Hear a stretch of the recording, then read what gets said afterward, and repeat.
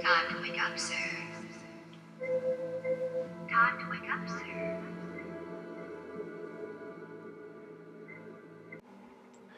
Are you going to go vegan or go more vegan? I sure hope you are, because the sustainability thing's a big issue. So,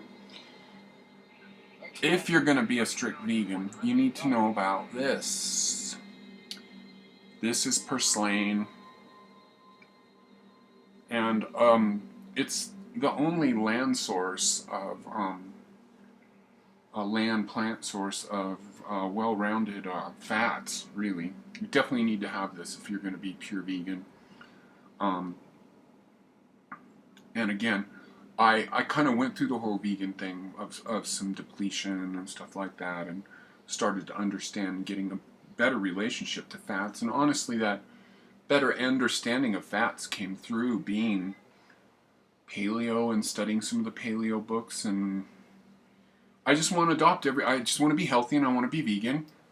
And if I can't be as healthy, if for some reason the vegan thing is not, and I don't buy this for a second. We're gonna get into this, so don't let me rant way too much, because I just want to tell you what I'm doing all the time. So I'm very much on a spiritual practice right now. I don't think we should spend too much time talking about that though, because I'll get off on some fucking twacked out down the rabbit hole fucking woo. So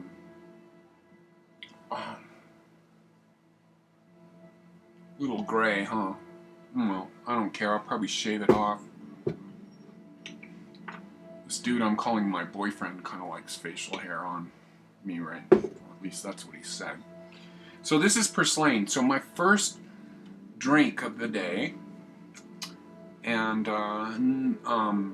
is I take the purslane, 2 of these bunches like this, put them into the Vitamix with a good couple handfuls of sprouted buckwheat, and a good heaping table of chlorella, water, and then I whiz the fuck out of that, and then I drink that down. So, yeah, this is definitely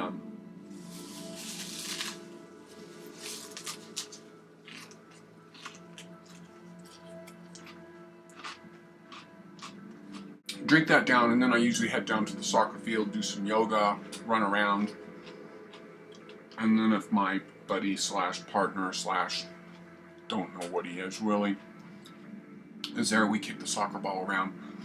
Or every other day we go 20 minutes and go kayaking. So don't want to talk about that too much.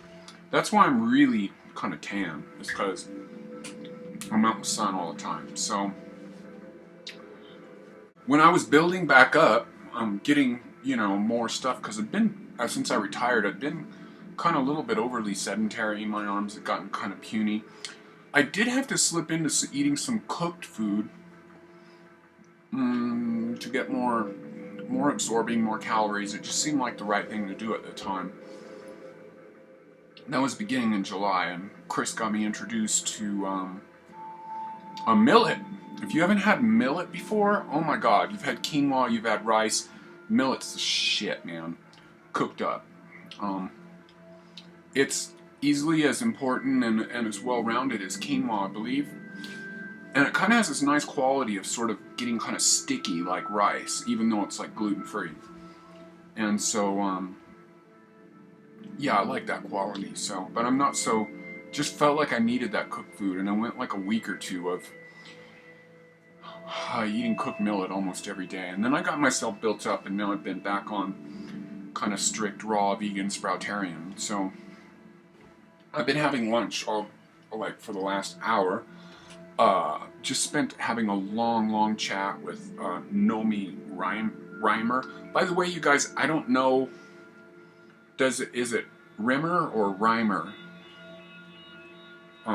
Anyways, and that's on Nyshar or Three Treasure Tonic as you knew him before. So what's in here? Okay, so this is, we just got some cool stuff from the farmer's market. A big thing that I'm really into is Nopales cactus. I try to eat a huge let me find some of this in here. It's all kind of sliced up.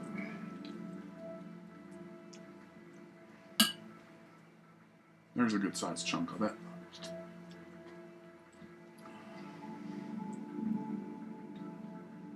It's a big cactus, you know, and I cut it up into small leaves. I think this has a lot of factors in it that people don't know about. I first started eating this last summer because I started, my local community started having a farmer's market, and one of the farmers is actually sort of very indigenously Mexican, and the nopales cactus is a big part of their whole thing, and so I, of course, being a food freak, I got right into it. And at the time, my knees were hurting, and I hadn't made a lot of big changes in my diet. This is last summer, 2012, and this was a thing I added to my diet. It was the only thing I changed, and my diet, my knees stopped hurting. So, oh, by the way, this is to you, Donnie, in North Carolina. I don't know if you're still having the issues that we talked about with myalgias, but the nopales is supposedly really good for that. I think it has a lot. I don't know. I looked some stuff up on it when I found it last summer. Again, this is not information channel. This is not whatever. This is my blog. This is me blog. This is me telling you what I'm doing. And if you need more information, there's plenty of information. There's not too many people doing what I'm doing, other than maybe Life Regenerator, and he tries to pretend that he knows everything. So so go and do that research. I can tell anybody that's got fibromyalgia or connective tissue stuff, if you can't find this, this does tend to be kind of a California southwest kind of thing. Although I'm sure it grows anywhere where it doesn't really freeze.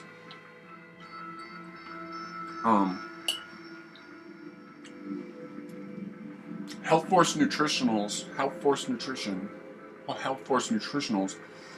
has a nopales cactus extract, so you can look around for that. And I really recommend it, especially if you're older. I really think it has factors in there for connective tissue and a lot of that kind of stuff. So I've been eating a minimum of 1 leaf a day of that, and they're like about this big. Sometimes, like I have one I got today that was like that big, and they get kind of thick. And they have this whole kind of slime factor going on with them, with it's like if you're like not into health food, or you got too many food hang-ups, you're not gonna like it. But if you're kind of an eclectic sort of food eater, you're gonna be into it. Alright, so what else is in my salad is the nopales. We got sprouted pea shoots. We got sprouted buckwheat. We got cilantro. Oh, we got all kinds of grassy sprouts, the kind that you grow in the jar, which would be alfalfa. Gee, it kind of looks like we don't need no more light. Alfalfa, broccoli, red clover, and Chinese broccoli, and I put those all together and I sprout those in a jar. And this has been sitting around for a while. I've been chatting with Nomi for quite some time, and so this has gotten kind of a little bit sort of where all the cellulose is all broke down, and I'm eating a lot of stuff like that.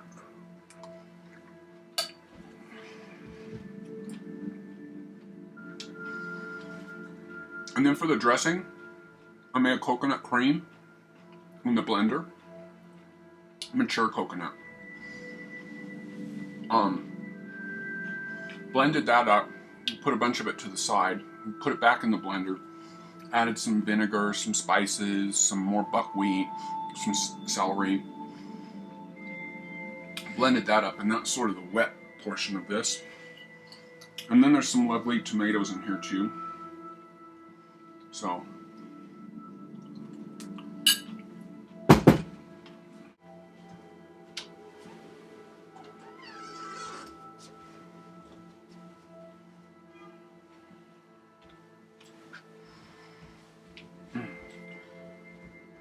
dehydrated bread I made.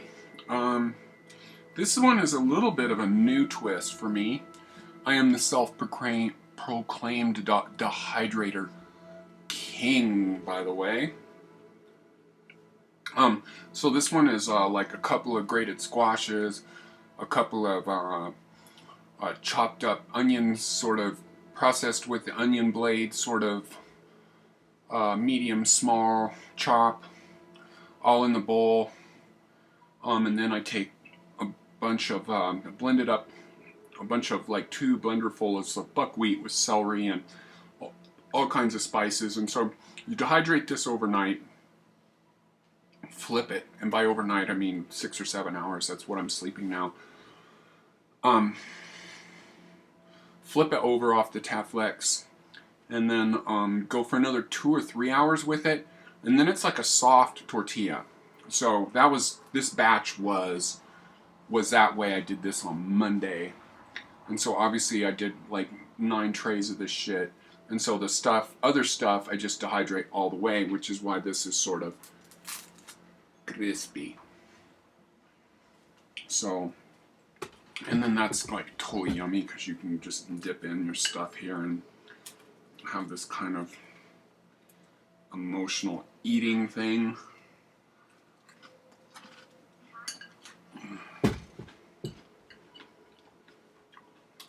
Something crunchy, something healthy.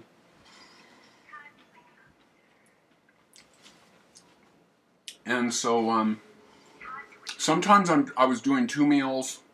I'm doing a lot of juicing. Vegan all the way. So, oh, what else did I want to tell you? So I went 3 months with not doing any supplements, only getting my food base. I'm really into this. I want to get my food base right. I want to have my food base. And for me, definitely, most of the time, I want to be raw, vegan, sproutarian. And the only thing I say most of the time is trying to go with my urges. Like if I need a little bit of cooked food, mill it. And it's not emotional based. It's just like I said, I'm trying to be a little more active, a little more athletic, trying to really have a studly body. I'll show off a little bit later. Definitely getting right to the edge with like just some more discipline. Gonna have a 6-pack there. As being 50 years old, that makes me very happy. And I hope you're not disconnected with your body, because I can tell you I've achieved some athletic prowess lately, and I'm not on the athletic jock thing. I'm not going down that road. I'm an artist, and when I was younger, I always associated very well with being very active and being a musician, right?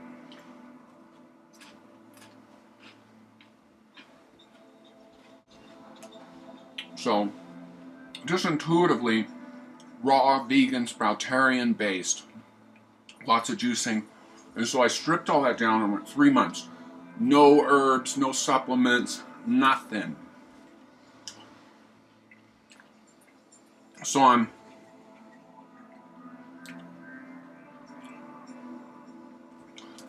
slowly adding on stuff just to see what affects me. And I'm staying at this level. So, I guess maybe last March or April, I was at Erewhon with Chris and this lovely new person there who's not so new anymore, because I think I saw her there for the first time in 2011, Anne Marie. I overheard her talking with somebody, and they asked her about what was the one supplement that you would take if you had to take one. And she said astaxanthin, and I kept that in the back of my mind. And again, I don't go, my whole thing is hybridizing. I want to find out about everything. I don't want to be with the dogma of any one teacher. If somebody seems impressive, Ruth Calkins, I'm going to go and learn everything. And then you're going to step out of that master follower kind of thing and do your own thing, because otherwise it gets dogmatic, it gets stupid, and it's not your own thing. So astaxanthin, that was what she said. And strangely enough, about the time that I was thinking about taking that, I saw a big article in a magazine about it. I didn't even know what it was. It's apparently a fermented seaweed strain or some crap like that. Who cares? It's a whole food. Yes, we care that it's a whole food and all that, but we don't need to be obsessed with all kinds of details. It's definitely a whole food. And I'm not overly obsessed with whole foods always, because when I was really working on myself athletically in June and July, trust me, there were some days there, if it wasn't for my big supply of branched chain amino acids that I keep on hand, the recovery would not be as quick. So, but I'm against long-term use of supplements, of isolated supplements, simply because they're isolated and you don't know. And why do I take isolates? Because we don't have perfect food, because the planet's not perfect, and all of this kind of thing. And it just makes sense to like play with them a little bit, that's all. So astaxanthin, we'll put that in my diet. And then, oh, by the way, I never stop taking MSM. That's, you know, you should be taking a good healthy 5 caps at least, and there's really no limit to the amount of MSM that you can take. And I've had big piles of it for a while. I've taken up to like a half a cup to a cup a day. That can be really important if you're older, because it's all about the connective tissue and all that kind of stuff. So, and then just about a week or two ago, I added on basically what I consider the root of Chinese herbalism for longevity, which is the Hoshu Wu Rehmannia 6 combination. Started back on that. Kind of playing soccer with Chris a lot. Not really feeling up. He's 25 years younger than me. And then when I started taking that Hoshu Wu Rehmannia 6, I really, at that point, I felt what that was all about the yin jing blast, because I was getting it by itself. And really, when I got into all of that stuff 5 years ago, I just took it with a big pile of everything, and I didn't know what, and whatever. Now I'm a little more meticulous and trying to sort out what is my program. So I meditate a lot, etc., etc. Getting to bed what I consider early nights. Going to bed at probably like midnight, getting up at somewhere between 6 or 8. Living the musician life. I'm really busy right now. I did an angel healing 4 weeks ago, which I need to talk to you about. My time's a little bit over. By the time I edit out all my fucking bullshit, this will probably be too long already. So, and I'm wearing a Coil shirt, so y'all know I love Coil. So, really, there's going to be a link down in here. I'm trying to think of what are some of the... I don't know if I've ever recommended this song. What Should We Do There by Coil. The Dreamer Is Still Asleep. It's off of an album that they put together I'm awfully fond of, called Music to Play in the Dark. Awesome, dark, haunting shit, and you know, Coil is kind of dark and they're kind of light and everything, and so, you know, I just don't get behind the whole light, everything is beautiful, we're all lovely yuppies, and we all have our cars and our kids and our... Gotta acknowledge the darkness, man. You acknowledge the darkness, you find out about the darkness, you love the darkness. What is darkness without light? Don't be a weird fucking, like, pastel pagan. The darkness is important. That's where we're coming out of, and if you just sit there and you do this thing of just like, oh, we're so positive. Be positive, but acknowledge the dark, okay? You with me? Alright.